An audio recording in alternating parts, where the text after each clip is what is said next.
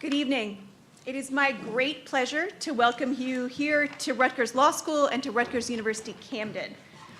I want to thank the organizers of this extraordinary and timely event. Commissioner Gomez, thank you for taking on the issue of free speech and local news in New Jersey.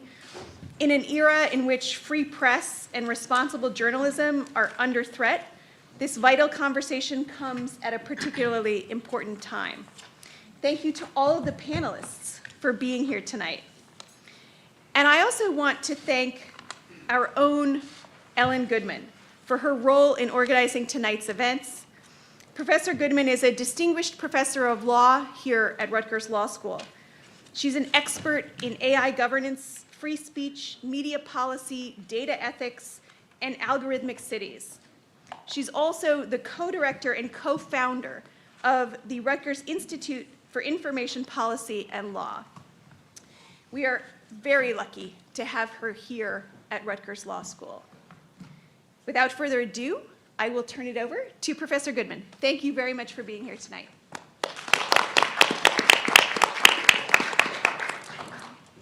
Thanks, Dean Bond. Welcome, everybody. So I co-direct the Rutgers Institute for Information Policy and Law, and we work on a bunch of issues, including press and speech freedom. And we're absolutely thrilled that Free Press chose to partner with us, and that our special guest, FCC Commissioner Anna Gomez, has chosen to make us a stop on her First Amendment tour. The commissioner is currently the only Democrat on the FCC, which is a lonely perch, and she has occupied it with astounding bravery. While other people in high public and private office have bent the knee to authoritarian threats, Commissioner Gomez has stood firm. When the FCC chairman went after CBS, she put out a statement saying that the action was, quote, designed to instill fear in broadcast stations. She later said in an interview that she was concerned about this administration's weaponization of the FCC licensing authority in order to bully the news outlets into moderating how they report. And she has stood up for public broadcasting and for the essential core American values of free expression. Commissioner Gomez knows a thing or two about U.S. communications policy. She has worked in every relevant power center, from the Clinton and Biden administration's Commerce Department and State Department to the Senate Commerce Committee. She's been responsible for regulating the basic infrastructure of communications, broadband pipes, and cellular networks that keep speech afloat. And also she's been responsible for regulating media mergers and licensing that determine who gets the loudest voices. It's important to note that Commissioner Gomez honors the basic tenets of U.S. free speech and communications policy. What are they? Well, with respect to free speech, First Amendment precedent that my students know centers on, quote, a profound national commitment to the principle that debate on public issues should be uninhibited, robust, and wide open. And with respect to the authorizing statute for the FCC, the Communications Act of 1934, the goal is, quote, to make available to all the people of the United States, without discrimination, a rapid, efficient, nationwide communications service. These tenets have led to almost 90 years of the FCC's focus on diversity, localism, and competitive communication services. So diversity was cool at the FCC long before it was cool elsewhere. Commissioner Gomez knows a thing or two also about New Jersey, having spent some of her growing up years here. And New Jersey, as you all know, has always been a little starved for communication services. It's had too few news outlets, radio, and TV stations that focus on New Jersey instead of the large out-of-state markets to the north and south. Free Press has been fighting to get more media and more diverse voices represented in New Jersey media for decades, and more generally for a just media ecosystem. And we're going to hear from some of the beneficiaries of Free Press's efforts tonight. So we're so pleased to welcome Jessica Gonzalez, co-CEO of Free Press, to join Commissioner Gomez in this, just to lead off our conversation. Jessica has led efforts to change American media system so they better support a just and multiracial democracy. She's litigated media justice matters as a staff attorney and teaching fellow at a Georgetown law clinic and then at the National Hispanic Media Coalition. And I didn't know this, Jessica, that you were behind these great efforts until I read your bio. Jessica co-led effective advertiser boycotts of Facebook and Twitter over the last 5 years for their permissive approaches to hate speech and to democracy destabilization. And I want to say they're among the few boycotts that have actually been successful. In 2025, she was named to the inaugural cohort of UC Berkeley's Goldman School of Public Policy's Diplomacy Policy Fellowship. So thank you for being here, and I'll turn it over to Jessica. Whew, you got me blushing here, Professor. Thank you so much for that kind welcome. And thank you so much to Rutgers, to Dean Bond, Professor Goodman for having us here. It's a real pleasure. I'm really pleased to be joined today by a very fierce advocate for the First Amendment. It's pretty special when you see an FCC commissioner who wants to get out and hear from people, to actually hear about how what's going on in Washington is impacting people's everyday lives. So instead of having a big introduction where I talk a lot, because I'm not from New Jersey, I'm from Los Angeles, and I already got my turn in May, I'm gonna turn it over to some incredible community activists, some journalists, some folks who really know the landscape here in New Jersey well. But first, I want to welcome the commissioner and to ask her to share why she launched her First Amendment tour to challenge government censorship and control. I'll note, this is stop 19 on that tour. 20? I think so. Ooh, did last night with Jane Fonda count? She was live with Jane Fonda last night, the committee for the First Amendment. So she might be up to 20. She's hit 10 states. I don't think she plans to stop anytime soon. And it's just a real pleasure to be sitting next to you, Commissioner. Thank you, Jessica. Jessica was also on with Jane Fonda last night, so. We're getting fancier by the day. Well, thank you. Thank you to Rutgers. Thank you, Dean Bond, for the invitation here. Thank you to Ellen Goodman for that lovely introduction. Oh, sorry. Am I not being loud enough? And I'm short. You're getting the thumbs up. I was saying thank you. Thank you, Rutgers. Thank you, Dean Bond. Thank you, Ellen Goodman. And I just wanted to say I'm sort of a Jersey girl because I did go to high school here and my family still lives here, so I feel like I'm home.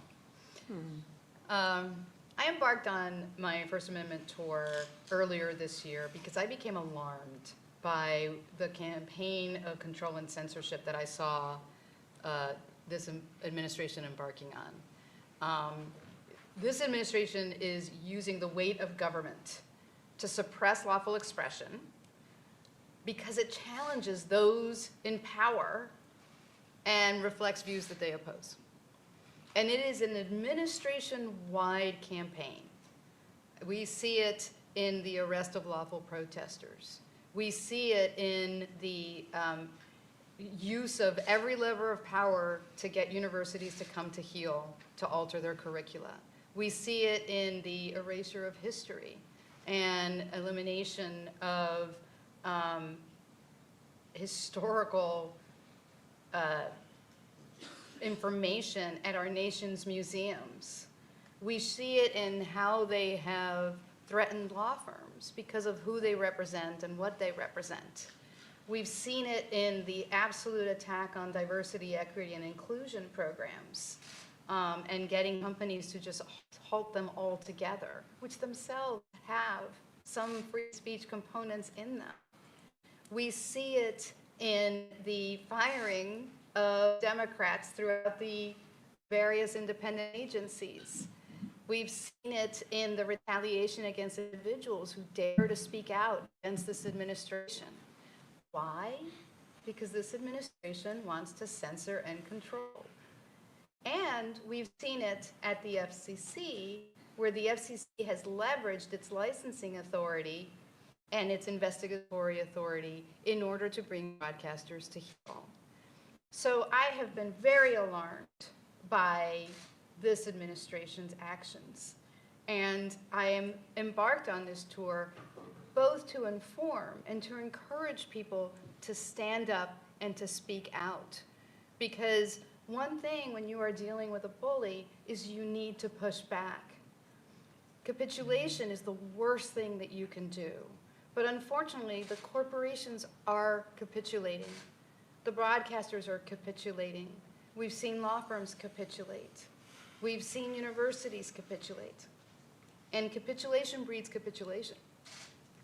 On the other hand, we've seen a lot of courage. We've seen some law firms courageously push back and say, no, this is not the right thing to do here. We want to preserve the rule of law in this country. We want to preserve our constitutional values. We've seen some universities push back. We've seen individuals push back because courage breeds courage, and we need courage. We all must stand firm against every attempt to silence dissent, to punish satirists like Jimmy Kimmel and government critics, and to erode individual liberty. To surrender our right to speak freely is to accept that those in power, not the people, will set the boundaries of debate that define our free society. I also am here to hear from you. As Jessica said, I want to hear what your experiences are. Every stop in this tour, I get a lot of anxiety from people who are speaking. They're anxious. They don't know what's going to happen. They're afraid that they're going to get retaliated against. They want to know what can they do or can't do. So I'm here to hear. I gotta stop saying that. I'm here to listen. I'm here to listen because I want to hear your experiences. Free expression is non-negotiable. It marks the line between freedom and oppression, and we must defend it without compromise. So I hope you'll join me in that. Thank you. Thank you, Commissioner. Thank you. Ooh, we got some claps. Go ahead. Yeah, it's all right. We have some folks standing in the back. I just want to let you know we do have some seats down here. So we're going to get into our panel next. Just to give you all a good idea, there is going to be an open mic session about 30 minutes from now. I'm going to invite folks from the audience to come up, ask your questions, make your comments so the commissioner can hear from you as well. But for about the next 30 minutes, we're going to hear from our excellent panelists. And this is a panel of people who are not capitulating. This is a panel of people who are holding the line on freedom here in New Jersey. So we have all the way to my left, Cristian Moreno Rodriguez. He's the ED of El Pueblo Unido de Atlantic City. We have Kenneth Miles, the founder of the Trenton Journal. To the commissioner's right, we have Vanessa Maria Graber, who's the Journalism and Media Education Director at Free Press and one of our local anchors here in the New Jersey area. And we have Allende Merrill, who's a program officer at the New Jersey Civic Info Consortium. So Cristiana, I'm gonna go to you first. You run El Pueblo Unido de Atlantic City. It's an incredible organization providing legal, social, and educational services to the community. You're not a news organization, but you've stepped up to provide vital information to keep your community safe and to help people understand what's happening at ICE detention centers and in other places. Can you share about your work to keep your community informed and safe? Can you share about the challenges you've faced in doing this? Thank you, and thank you to the Commissioner for her presence today and for empowering me to speak with what's been happening in our communities here in South Jersey, particularly for the Latino and immigrant communities. So my name is Cristian. I'm the Executive Director of El Pueblo Unido. We're a small but mighty nonprofit, a 501c3, that has been organizing in Atlantic and Cape May County since 2019, at the tail end of the Driver's Licenses for All campaign in New Jersey, a bill known as A4743 that took about 16 years to get enacted, and we helped get it over the finish line here in Atlantic County. And so for the last 5 years, we've been predominantly tasked with providing and bringing more legal, social, and educational services to our community. This past year, our main focus, for example, for legal services, is to launch a series of power of attorney clinics for family emergency preparedness. For social services, we run a volunteer immigrant accompaniment program where we, as volunteers, go with our community members to some high-risk appointments, including not just USCIS and immigration appointments, but also visiting their loved ones in immigrant detention in Delaney Hall in Newark and the Elizabeth Detention Center in Elizabeth. We also have launched a series of Know Your Rights workshops, predominantly on how to handle ICE encounters in both public and private spaces, what to do if they show up at your home, your private domicile, in the public streets, or in your workplace, which is mixed spaces. We've educated in person over 1,000 community members throughout Atlantic and Cape May County. But what I'm most proud of is our work through our community organizing rapid response program. And this is a team of volunteers where at 4, 5, 6, 7 in the morning, we get hotline calls and respond to threats of ICE agents in our communities throughout Atlantic and Cape May County. And so since the start of this federal administration, El Pueblo Unido has documented a series of ICE targeted enforcement operations, as well as public raids throughout Atlantic and Cape May County, predominantly in Atlantic City, Pleasantville, and Ocean City, which is part of Cape May County. And these are large tourism, hospitality, service-based industries that rely on immigrant labor, la mano de obra de nuestra comunidad inmigrante. And so, we are not a news organization. We are community organizers. But in highlighting and documenting the abuses of ICE agents in our community, and then reporting that to our community in culturally competent ways, oftentimes in Spanish, through social media, we've gained the trust of our community members. And in the last 10 months, we've gotten over 3.4 million hits across our different platforms, because we're reporting from the ground what's happening in our communities. And so, for example, when ICE, the day after, we just had an election here in New Jersey, right? The Democratic candidate, Mickey Sherrill, won her election. The day after that, there was ICE agents from the sub-agency ERO, Emergency Removal Operations, that were knocking on doors in Atlantic City, New Jersey. And so what we do is we don't spread fear, we spread empowerment. And so we post minute by minute where they are. We track them throughout our neighborhoods. They're on Providence Avenue at this time. They've knocked on this door. Please be aware. And that's our First Amendment right, to document this, right? We don't impede any investigation. We don't obstruct, but we document where they are. And at the same time, through a live stream, we go and we deliver Know Your Rights instantaneously, right? Don't open the door if they don't have a judicial warrant. Or if you open the door, you're providing unknowing consent for them to enter your home. And so we're delivering information to our community in ways that, traditional media outlets can't do, right? Telemundo's not there giving Know Your Rights information while ICE agents are in community. And so we've also been documenting throughout the state what's happening in order to sort of educate our people on the atrocities happening, right? So we just had a second private immigrant detention center open up, Delaney Hall in Newark. And so by chance, we were there when Mayor Baraka was unlawfully arrested outside of that detention center. We were going live, right? And so we, to over 250,000 folks, transmitted what was happening, documented this abuse to our community. And so this has all been really, really tough in terms of the emotional weight that we take home with us every day. We try to get the information out there, but the first thing is to verify it, right? And so that means we go out into the community, and sometimes we are face-to-face with ICE agents. I've walked into a home responding to a call, and ICE is still inside the home.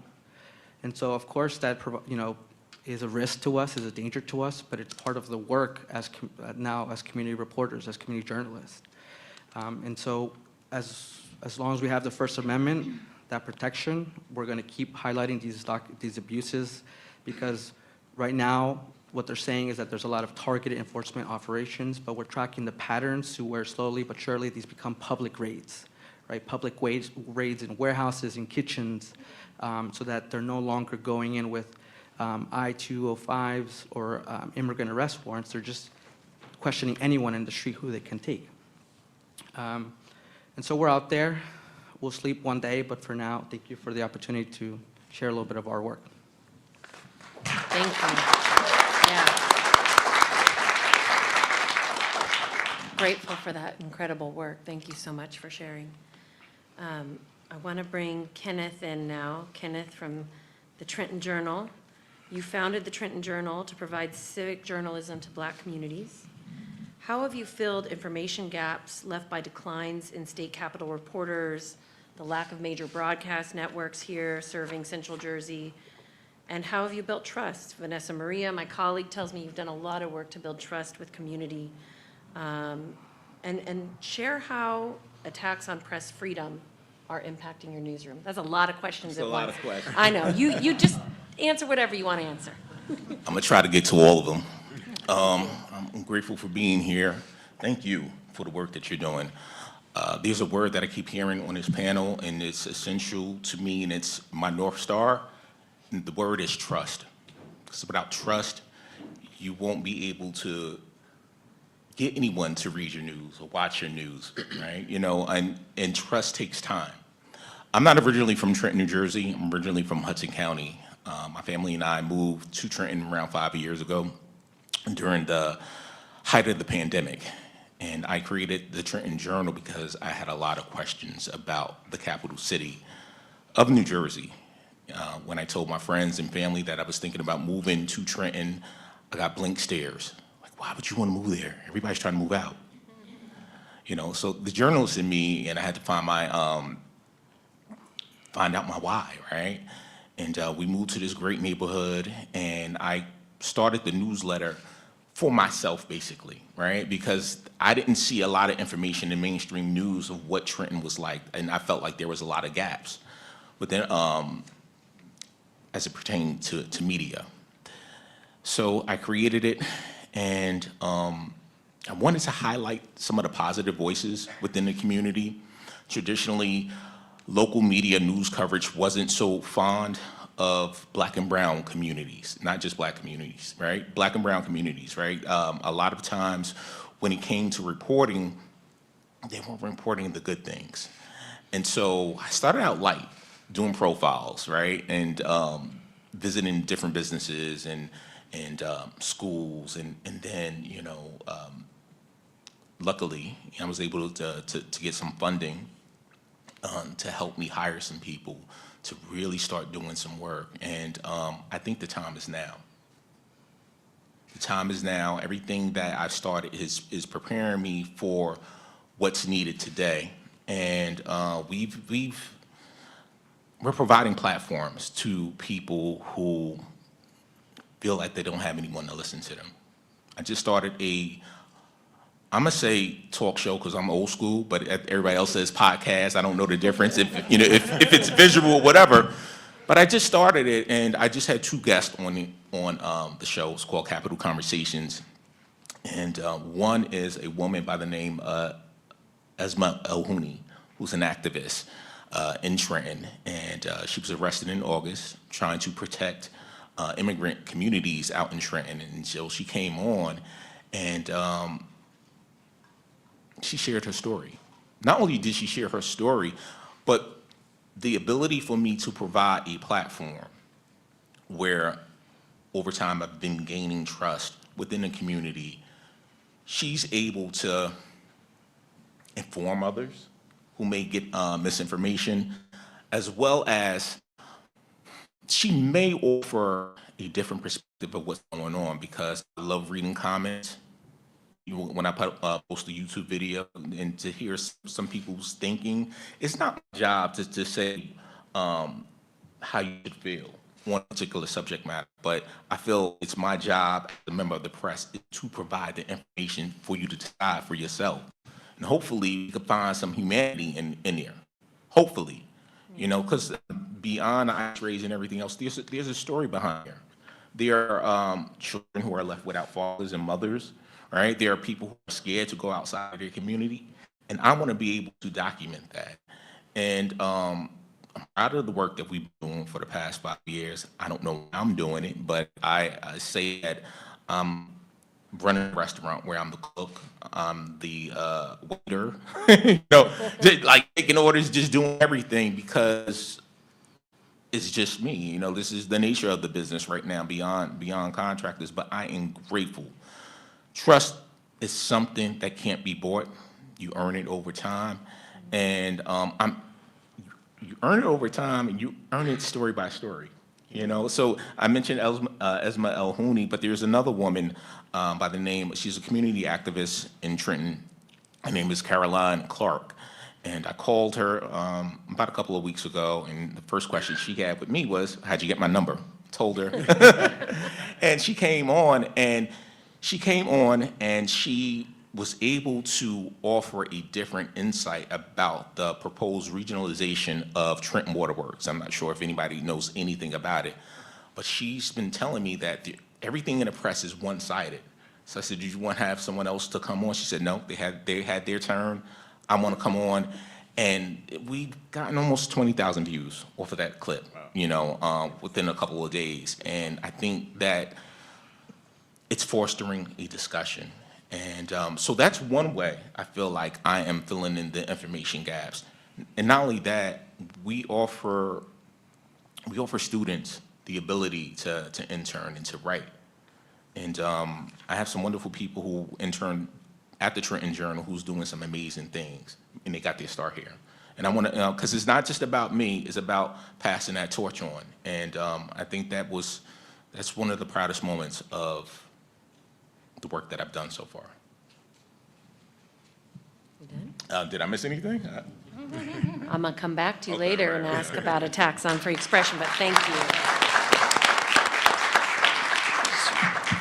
Really incredible work. Just so humbled to have you with us. All right, I'm going to bring my colleague Vanessa Maria in. Vanessa is not only a seasoned media policy advocate at Free Press, she also helped bring a number of low-power radio stations online while she was at Prometheus Radio Project and beyond. And she's an award-winning bilingual journalist and reporter.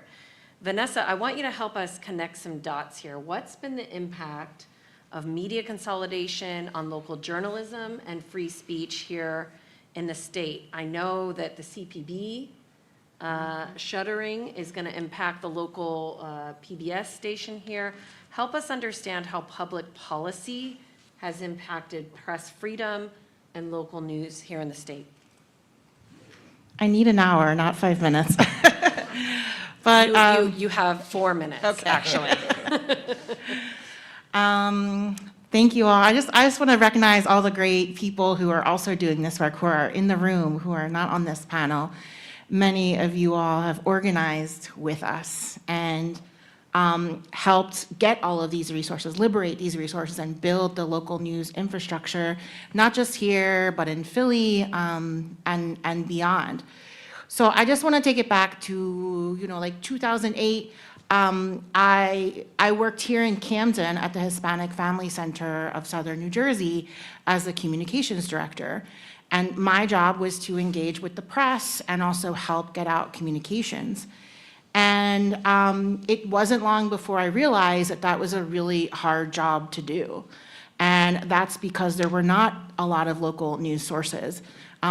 I had recently moved to the area after being in school for a really long time, and I didn't know there was not a local newspaper here in Camden.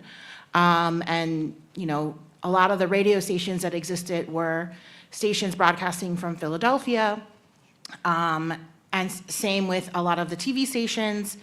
And they only came to Camden to report bad news, right? When there was homicides or some type of environmental disaster or some kind of scandal or corruption. And whenever we had good news to share, or we wanted to get information out about resources or give people useful information, it was really, really difficult. So we used a lot of the same methods that grassroots organizers use, in person, literally going door to door, going to community events, making those connections.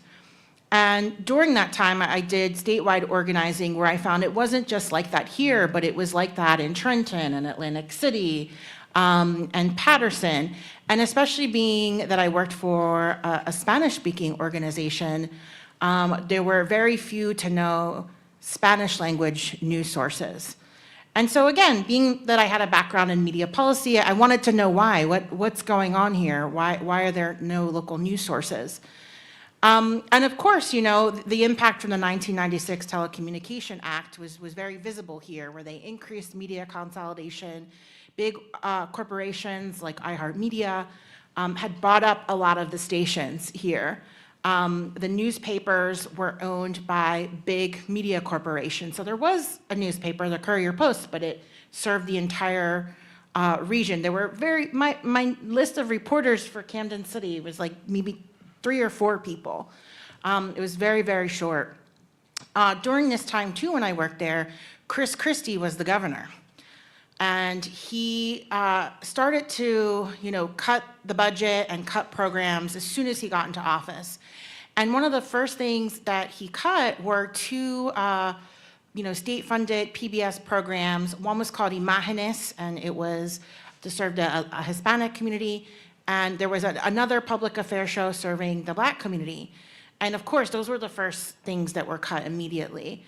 And it's sort of similar to what happened when Trump got in office, right, this time around, and started cutting programs that benefit, you know, people who are underrepresented.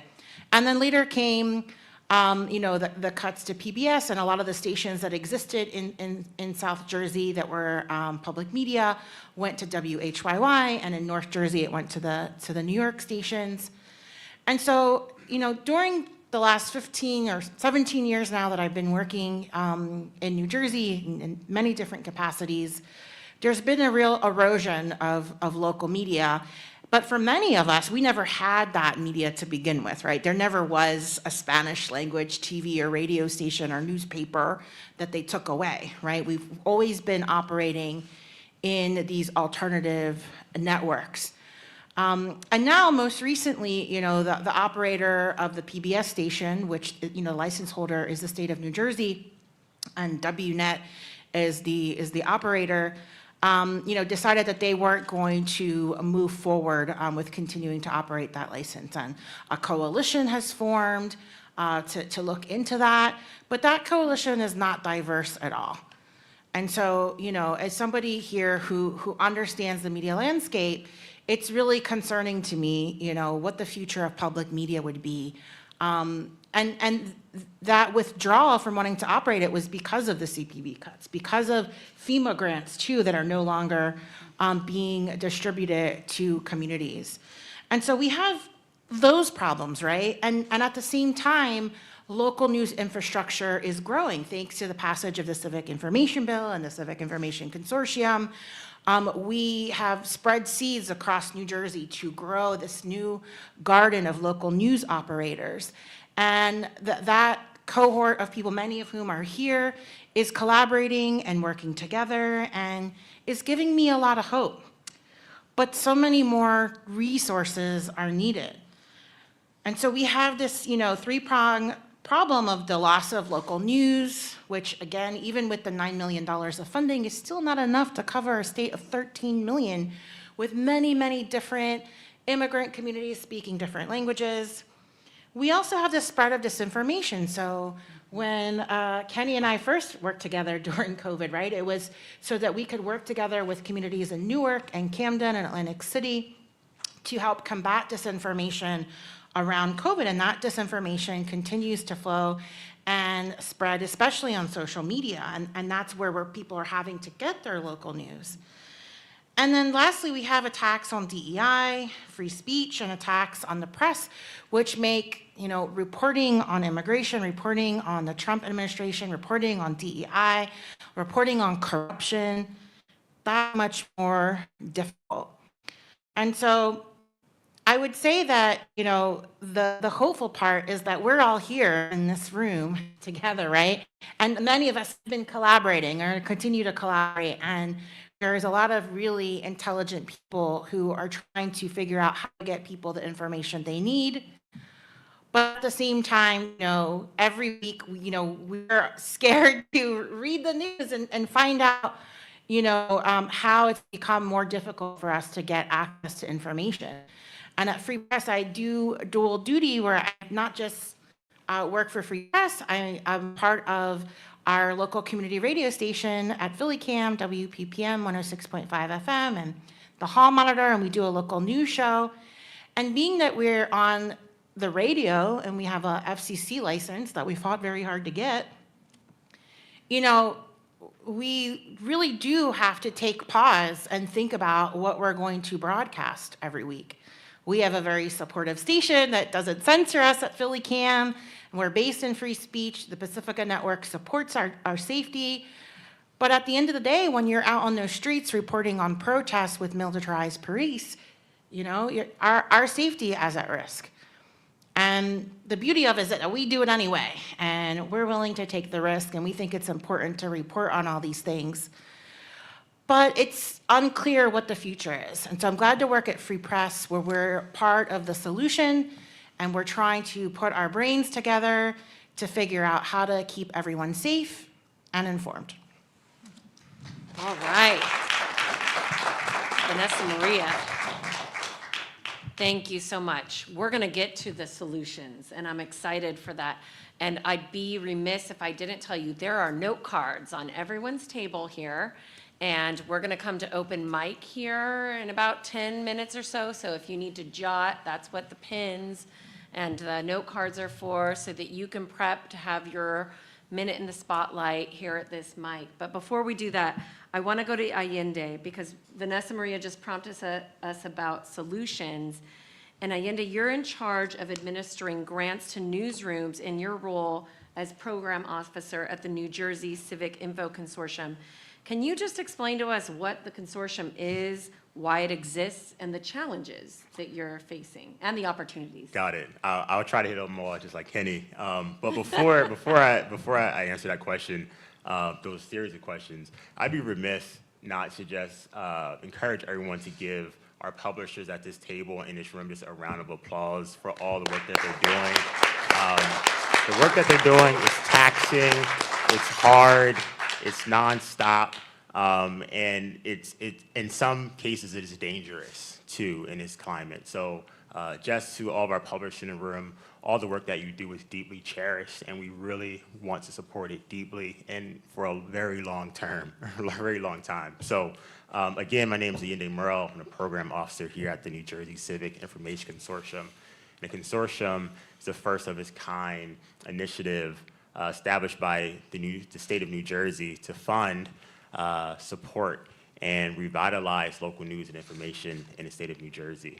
So we support and we give funds to projects in the state that encourage civic engagement, that increases reporting, and that serves the information needs of local communities. And we have an emphasis, we're very proud of this emphasis, on serving communities that have been historically marginalized, both racially and ethnically, and often excluded from participating in the news and information ecosystem here in New Jersey. So we have a large board of 16 board members. They comprise our board members here. One of them is here, Jerome, thank you. Our board member is comprised of state-appointed members, members of public higher education, and then also appointed members from our board as well. And they help us form and guide our mission here in the state of New Jersey. And I think that the next questions are why we exist. And I think you've heard this throughout the whole board so far on this panel, because we understand that the civic life and health of our communities rely on our residents and our community members having a reliable, trustworthy, and accurate source of news and information in every community in New Jersey. So when we're funding these projects like Kenny, like Simon from New Jersey B, and like Deb Howlett back there with the State House reporting internship, we're ensuring that every community in New Jersey has access to timely, relevant, and most importantly, community-based local news. That's really important to us. So over the years that we've been funding, we've given over $11 million to the state of New Jersey, to communities in New Jersey, to establish community-based news organizations. So we fund everything from NJ Spotlight to have a DC reporter, to have a healthcare reporter, all the way down to the small church radio station. We run the gambit on that. And it is up to us as funders to be responsive to what communities need. So we go to communities and say, how do you get your news? Why do you trust it? And how can we get you there, right? So in some of the challenges of that, they are varied and they're wide as well. One of the challenges, and Kenny, you can stop me if I'm wrong, is sustainability, right? Yeah. Starting a newsroom is one thing. Sustaining that newsroom is a whole nother game. So we always encourage all of our grantees to diversify their revenue streams, one, and by doing so, making sure you have a strong audience that you've brought through trusted news sources and stories like Kenny's talked about. And then one of the other things is how communities receive and consume news. New Jersey is a very diverse state, if you don't know, right? We have South, Central, if you believe in Central, and North, right? I'm 50-50 on the Central part. But each of those communities drastically receive news differently. If you are in rural Salem, your news consumption habits are extremely different than if you are in Jersey City, right? And we have to be responsive as funders to understand if you're in rural Salem and you don't have access to high-speed broadband internet, it's more likely that you're going to read something at your local library or your church. You're going to have a physical printout. Where if you're in Jersey City, the world is your oyster in a way of social media, online news consumption. So it's also on us as a funder to be responsive how we fund communities the way that they need to be funded. And that's one of the emphasis that we make. And then the third one, there's a whole bunch, but I'll stop at 3. The third one is sustainability for funding organizations like the consortium that are a product of amazing, and I say amazing, public policy to have an organization funded by the state to serve underserved communities, both Black, Brown, Latino, Spanish-speaking, is something truly amazing. And I applaud all the Free Press people, Chris Daggett back there, and all the pioneers who made this possible. But it doesn't stop there. It needs to be funded. It needs to be funded long-term as well. We receive, like I said, over $11 million from the state of New Jersey. But this year, we have to go and fight for every dollar that we receive for the next fiscal year. And at some point, all 50 of our grantees who are doing amazing work, who are in 18 of the 21 counties in New Jersey, hung in the balance. And we can't let that happen as a state of New Jersey. So policy products like the consortium and others across the country need long-term commitments from the state, because public dollars have to play a role in public media and news and information across the country. So I think those are our biggest struggles that we're fighting, but I think it's a good fight, and there's a lot of brilliant minds in that fight, and I'm really confident that we'll get it done. Thank you so much.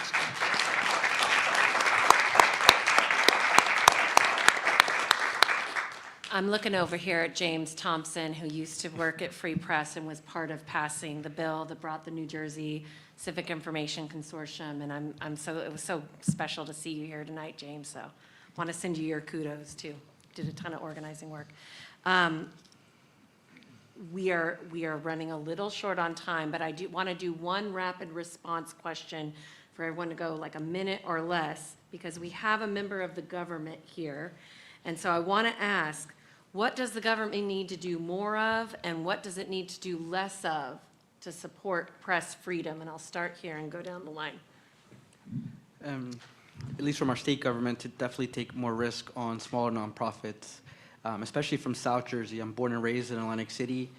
We still have news deserts all throughout South Jersey. And there's a lot of funding for perhaps direct services, but there's not too much funding for community organizing. And so the one thing I'll say is that, it's really hard to quantify what we're doing, right? We have the metrics in terms of our outreach, but, we are actively trying to change the narrative that ICE is only going out there to arrest and detain criminals. And so when we go on a live stream, we're challenging that narrative. When we do a Know Your Rights workshop, we could do some in person for 50 people, or we could do it online for 80,000 people, which we've done before. And so we're small, we're mighty, we're 3 years old. We've gotten rejected for almost like 90% of our grant applications that we've done, I think including free press, so we'll try again next year. But just please take a chance on smaller community organizations fighting the good fight. Thank you. I would say more funding. I think a lot of people who are not in media, they don't know what it takes to fund media, to operate.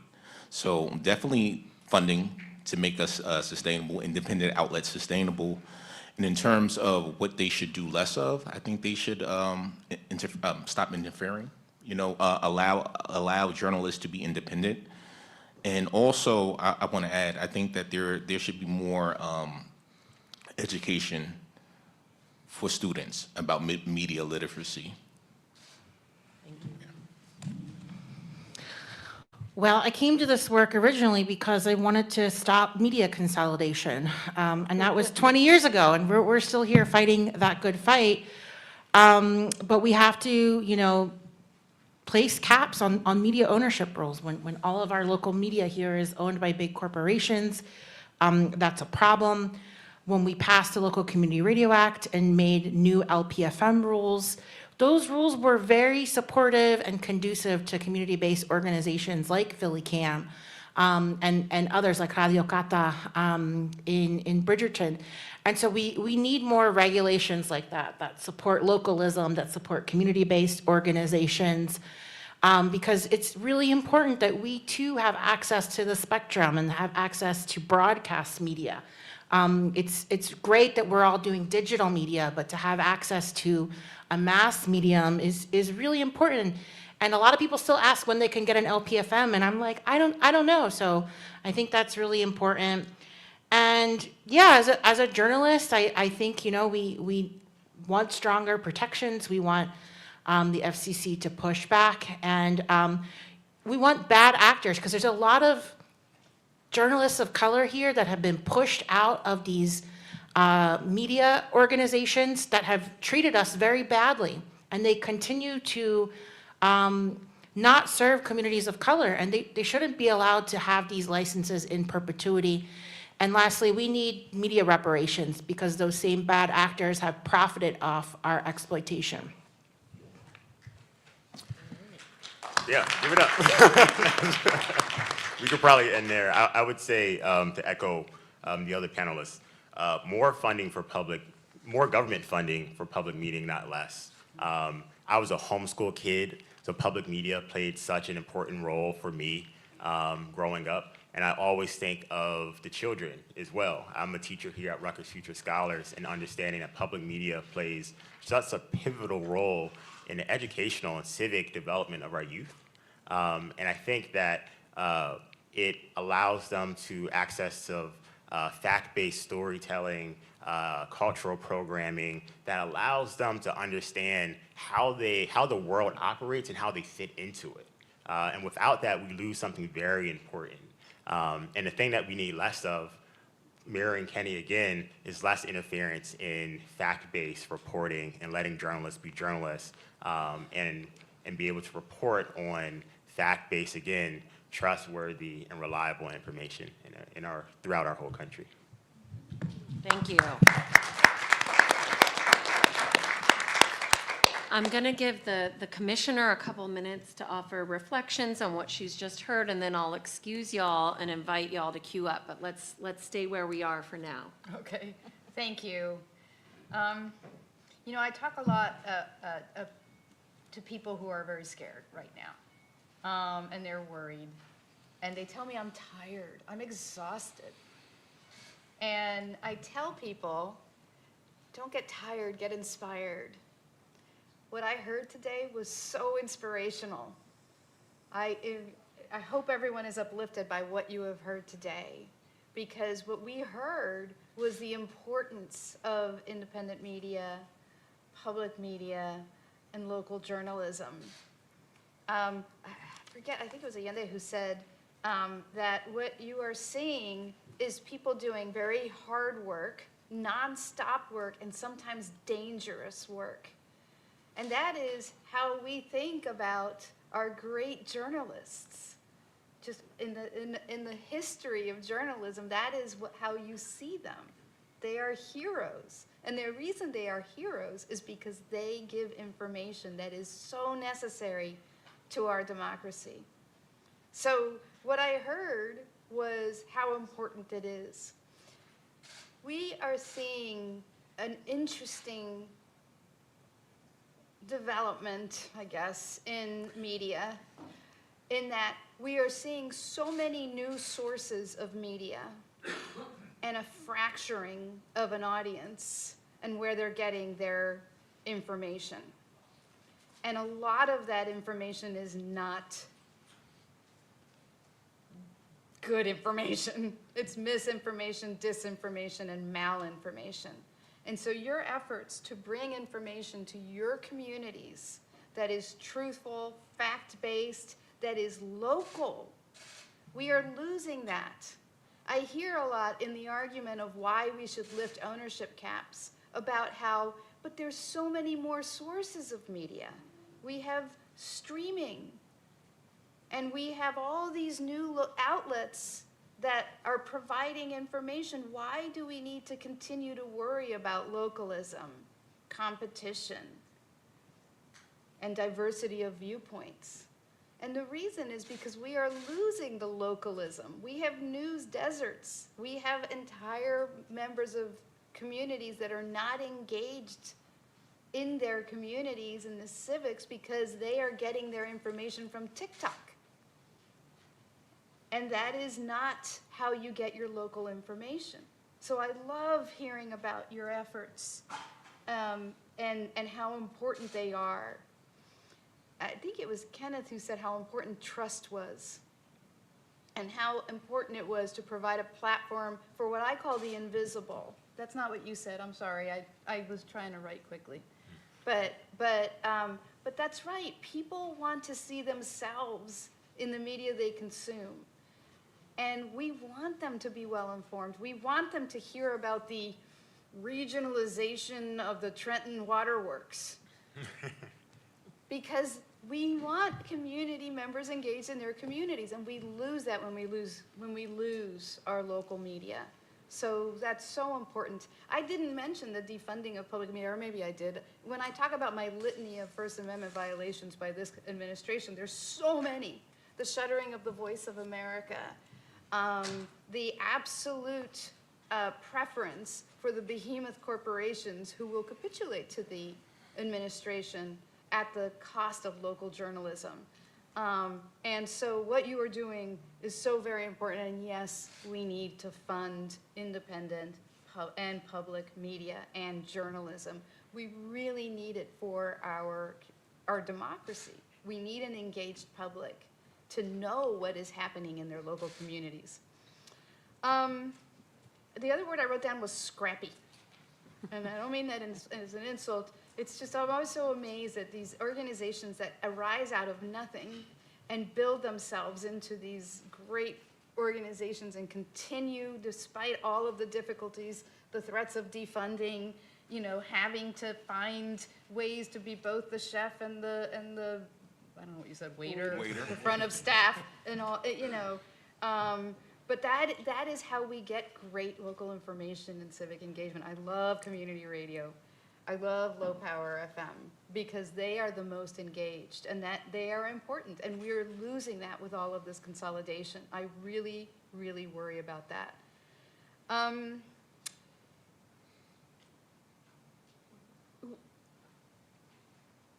can't read my own dang handwriting.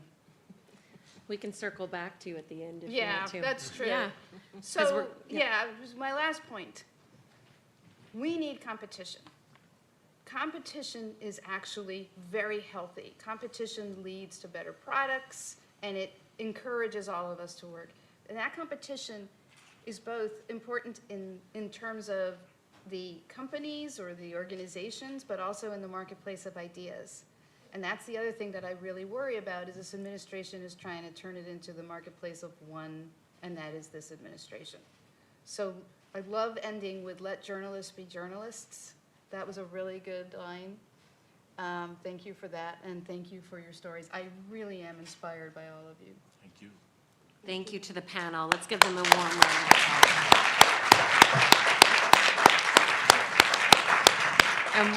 And we're going to let y'all step away, grab food, there's drinks.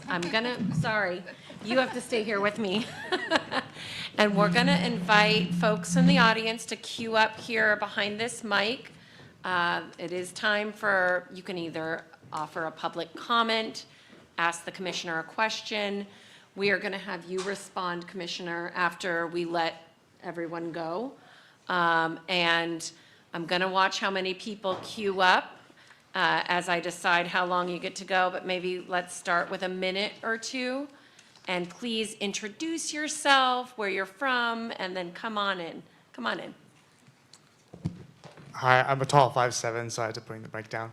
Now it's been broadcast somewhere. My name is Simon Galbraith, and I run the Jersey Bee, the founder and executive editor of the Jersey Bee, a nonprofit news organization in North Jersey, funded by the Civic Information Consortium, and I was a volunteer on the Civic Info Bill way back in 2015, so it's really exciting to be a part of this movement, continue to be a part of it. My question, and thank you for the note cards, this was a wonderful idea. That's Heather Franklin. Thank you, yeah. Heather. What's the modern broadcast spectrum rules for the internet, for streaming, for new technologies and media intermediating our lives? So am I answering questions? We're gonna wait until the end. Yep. Okay. Thank you, Simon. Good evening, everyone. My name is Denise Clay Murray, and I am the co-host of Philadelphia Hall Monitor on WPPM 106.5 in Philly Cam Radio. And I'm also the president of the Society of Professional Journalists Keystone chapter and a native of Pemberton, New Jersey. So I kind of come at this from a variety of places. And I had a question for the commissioner. I covered hate groups for 2.5 years, which means I am probably one of the few black people you will ever meet that went to a Klan meeting on purpose. And I kind of wondered how you navigate in what has got to be the world's most hostile work environment right now. And I also wanted to say that now is the time for local media. If there's no better time for local media, now is the time. Because, and I'm glad that you brought up the marketplace of ideas, because what I always tell people is no one is obligated to pay for your fruit stand in the marketplace of ideas, especially if it's pushing bad fruit. So competition kind of keeps the bad fruit at bay. So thank you for coming tonight. Thank you. I don't know how I follow with that. Like, We have former free presser Tahid Chappelle here. Hi, Tahit Chappelle, yes, former free presser, and thank you for organizing this to my former employer. I work for the New Jersey Department of State, our Business Action Center, and actually this is really fortunate to be here because the Business Action Center helps businesses in New Jersey not just survive, but thrive and expand, and we are business navigators, government navigators, so for the newsrooms and the publishers and the owners who are looking for state resources, additional resources, you can also talk to me and we can figure out how we can help you thrive and expand your work. I know, Commissioner, you have an extensive background and we had a great introduction about your work, but I kind of wanted to hear from you a little bit more about your history in terms of your career and your academic trajectory and just how you kind of rose up into the place where you eventually became tapped to do the work that you're doing now and how your previous lives that you've lived influence and continue to influence the work that you're doing right now. Thank you. Thanks, Tahid. And we have a 2L from Rutgers Law. Remind me of your name, please. My name is Kayla. Sorry, I'm a little tall. Don't be sorry. Yes, Kayla Hodash. I'm a 2L here at Rutgers Camden. So I'm originally from Texas, which thoughts on Texas right now. But Texas especially has been in the news if you watch the news from Texas, as I do, specifically for Texas A&M University for a professor that was censored in a public university. This has been a reoccurring theme of censorship in public universities, and I'm just curious, Commissioner, on how else you have seen media censorship as a whole affect these non-media spaces where there really legally and constitutionally shouldn't be censorship. Thank you for your time. Thank you. I am very short. But here, just bring it down. Help her, Matt. Okay, I got You got it. it. Okay. You got it. Okay. So I'm Allie, also from Texas, like Kayla. I'm a former student journalist and actually somewhat current. I used to work at the University of Texas at Dallas's The Mercury, and which is one of the newspapers that has also been facing a little bit of censorship troubles amidst all of the onslaught. I was curious, what do you suggest students can do in this current climate where there's so much of an onslaught of censorship against student papers and student news outlets, especially at public universities as well? And yeah, I was curious of what can students do and what do you hope to see? Thank you. And when we met earlier, you also told me you're a 1L here at Rutgers Law as well. Yeah. Hi, my name is Noah. I'm a 3L at Rutgers. I've gone full circle here. I talk a lot. Professor Gomez can attest for that.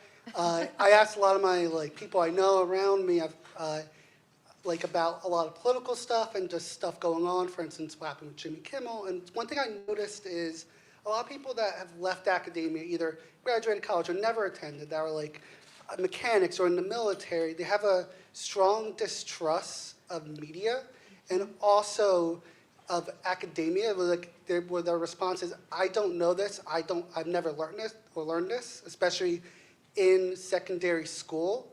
Is there anything being done to try to combat that, to try to get media literacy taught earlier so they can tell the signs rather than saying, well, now it's too late, or it's a partisan issue, it's the right or left?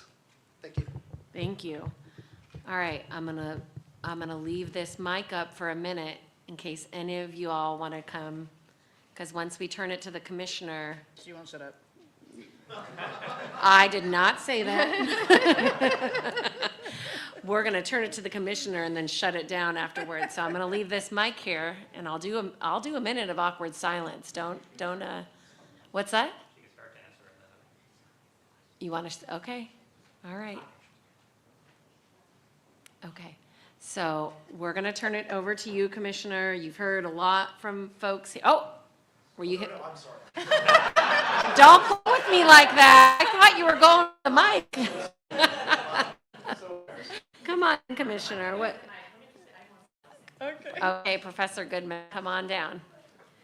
So my comment is really as much for the panelists and the journalists in the room as it is for the commissioner. And I think sometimes I'm mid-sized. Those of us who work in policy can sort of despair right now. And so when we pull up our pants and put our person pants on, I like to think about we're planning policy for the future. And so one of the things that a lot of you talked about was funding local journalism, media literacy, public broadcasting. And I've been interested in a long time with redoing the Public Broadcasting Act. The goal shouldn't just be to get back to where we were, but something new. And so I just wanted to throw out an invitation for the future for all of you who are in the trenches to get in touch with what you'd like to see, what would the Public Broadcasting Act you'd like to see, and how do you think the money should go, and what should it support, so that we could begin visioning that. Thank you. Well, I'd be happy to join in that conversation. Hi, I'm Gretchen Clausing. I'm the Executive Director at PhillyCam, the public access TV station and low-power FM station over in Philadelphia. And Joe Torres kind of urged me to come up here. I'm really concerned about the situation for public broadcast, public access and the PEG stations, and just as this industry continues to consolidate, I'm concerned that the corporate influence is going to go against the public interest, and we're going to lose the ability to even have these platforms. So that's a big thing. So I'm curious about how we can help you, like what we as a field can be doing. And also, I really think that media literacy is really important. You know, we're talking about consolidation and all this stuff, but the larger public, I think, needs to have a better understanding, because it's more than just, you used to have that image of like, who owned the TV stations, which corporations own the TV stations. Well, now it's like, you know, social media platforms, you know, AI, it's like exploded. So I think media literacy is like critical. Thank you. Thank you, and I'd be remiss if I didn't take a moment of privilege here from the mic and recognize we still have a media ownership chart, and in fact, Tim Carr, who's in the audience, who is from New Jersey, actually helped reimagine it. It's the Media Capitulation Index on freepress.net, and he went through and chronicled all the major media companies, including social media, and not just took note of that, but also how they have capitulated to the administration this year. So definitely check that out. It's a good resource. Come on up, please. Should I just tilt it? I guess Yeah. I'll just tilt it. Hi, everyone. Good evening. My name is Arman Aliaskapour. I'm a 3L student in Professor Goodman's class. Peer pressured into the mic, considering all my other classmates walked up here. My question for the commissioner, and really for everybody, I'd be happy to discuss it after as well. Media outlets, small and large, need to make editorial decisions on what they show. And I'm wondering if you have an opinion on what is the best balance to strike between what viewers need to hear and what they want to hear, because all the media outlets need viewers to get dollars, they need dollars to get viewers. It's a cycle. And I wonder also if that may involve media outlets going to where viewers are. And I say that because I joke in circles that this current president is a little bit of both. He's both what people want to hear, some people want to hear, and what some people need to hear too, in terms of being aware of current events. And we saw in the last election cycle, he arguably went to where a lot of inactive voters were, in the podcast space particularly. And we just heard recently Vice President Kamala Harris express some regret for not entertaining podcast platforms. So I guess my question is, do you have an opinion on what is the best balance, really? Thank you. Thank you for that question. Thank you. Okay, I'm not seeing anyone else jump up. So I'm going to turn it over to you, Commissioner, to offer your reflections on what you just heard here. So let me start with that last question, because the answer is I should not tell you what that is as a regulator, because I should not be telling you, 3L media entrepreneur, what your balance should be, other than that you should serve your local communities, right, if I give you a broadcast license. The problem with my saying that is that this administration is using serving your local communities in the public interest as code for you have to say anything I want and you can't say anything I don't like. So that's why I don't want to answer that question, because I don't want to pressure any of our broadcasters in how they make their editorial decisions. That is a business decision. We do want people to serve their local communities. It's hard because I have strong opinions, and I'm allowed to have them. But nevertheless,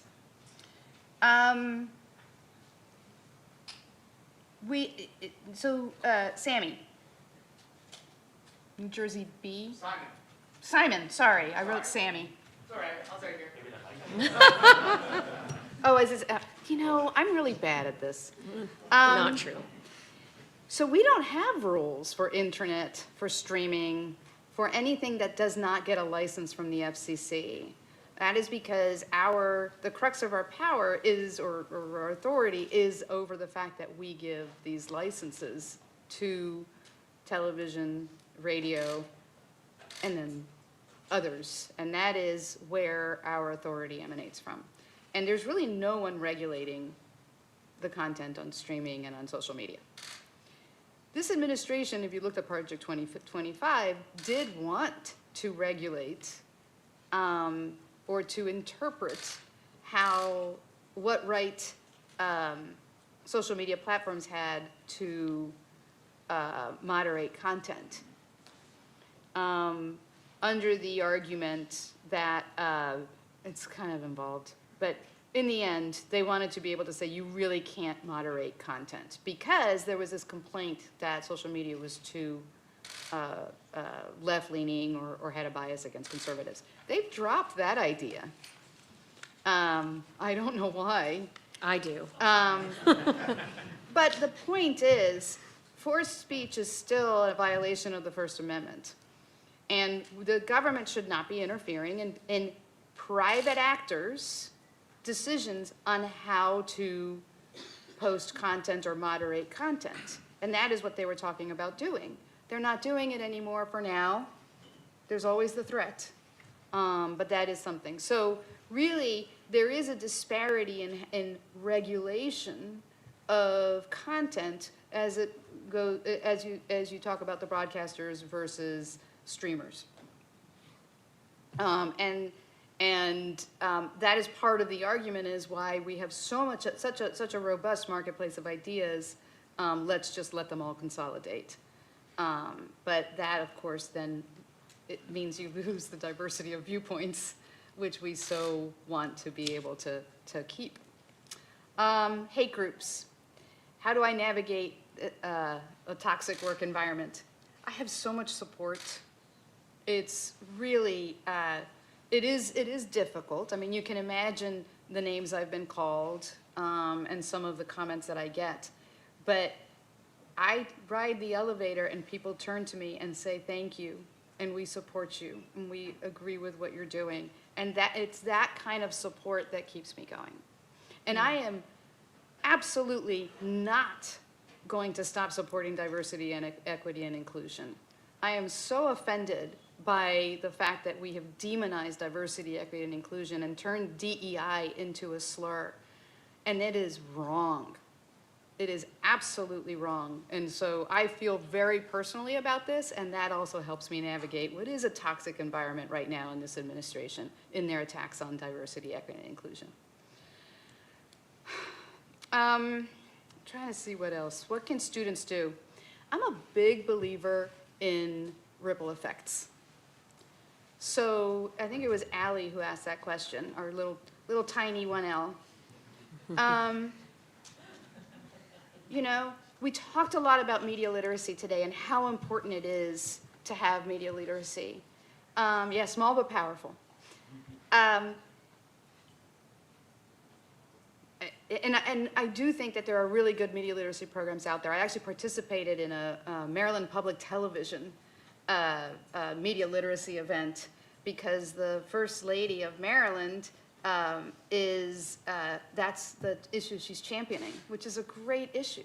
And the local schools are teaching media literacy because it's so important to be able to teach people how to discern what's disinformation, what's actually accurate. And I get asked that question, how do you do it? Well, I don't just immediately react to something that makes me outraged. I actually see if outlets that are trusted, remember trust, Kenneth talked about trust, are actually reporting what you're hearing. So media literacy is important. So my point is, keep yourself informed and talk to people. I really am a strong believer in that. You can help. Every single one of us can help to counter hate, disinformation, misinformation. So thank you for that question. That was a good question. Censorship in public universities. That was Kayla. That was our tall and powerful 2L.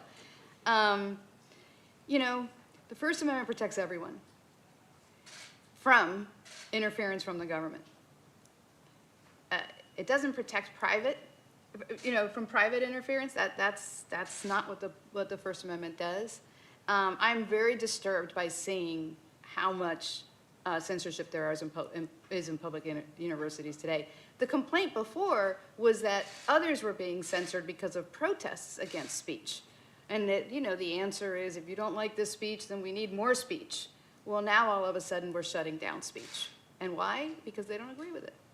So my reaction to that is it's still a violation of the First Amendment if it's a public university, and it's very dangerous to have interference in curriculae lie. So thank you for that question. That was a good question. I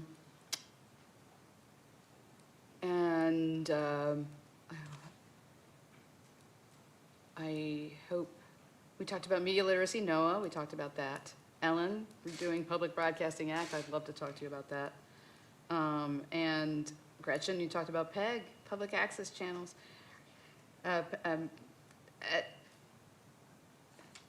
This is a tough issue. I'm not saying I disagree with you. It's tough because we're having a change in technology and what's going to happen there.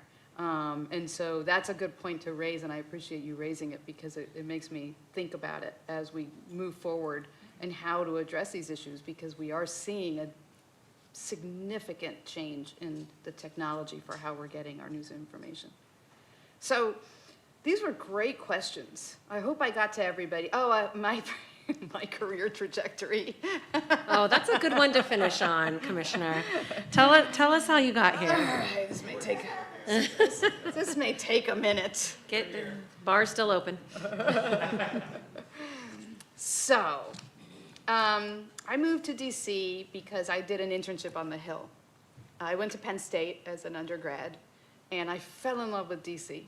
Absolutely fell in love, and I always knew I was going to go to law school.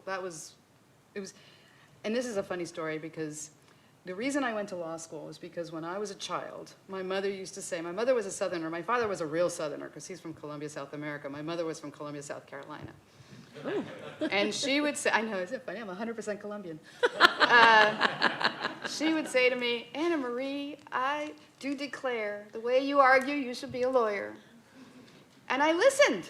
I'm not kidding. I always knew I was going to go to law school. So anyway, I went to law school in DC.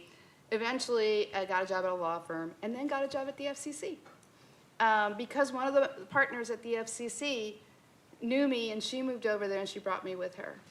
And that's sort of just how it starts, right? Your career trajectory is it's never a straight line. You don't say, gee, I really want to be an FCC commissioner. Who says that? And then it just happens. And I spent the majority of my career in various government jobs. You heard about them. Very active in the local bar, very active in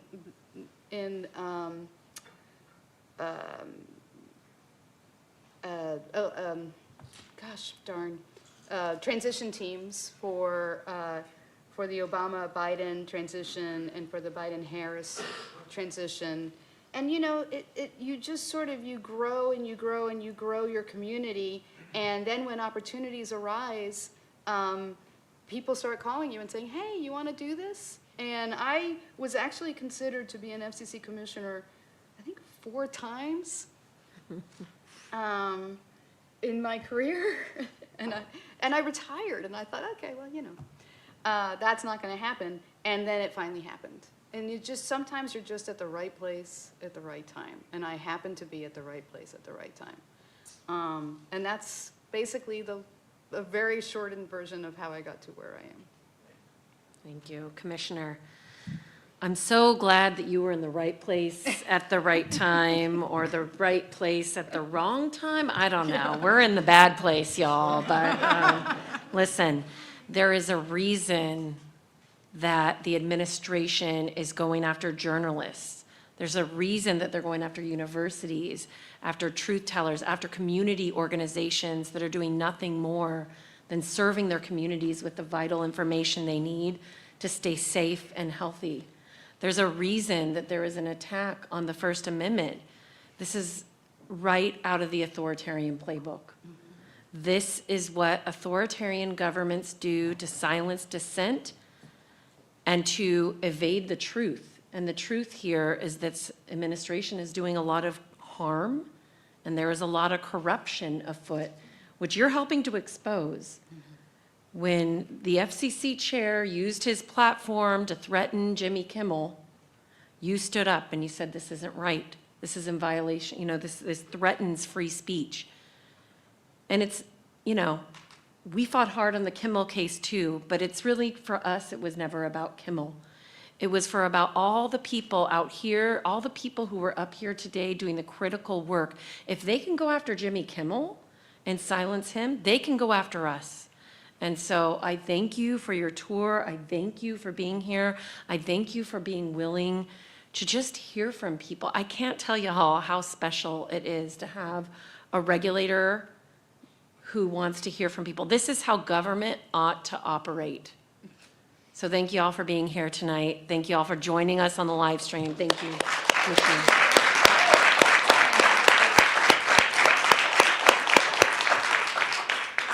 And we still have 10 more minutes to eat and have drinks. Let's do that. Thank you all.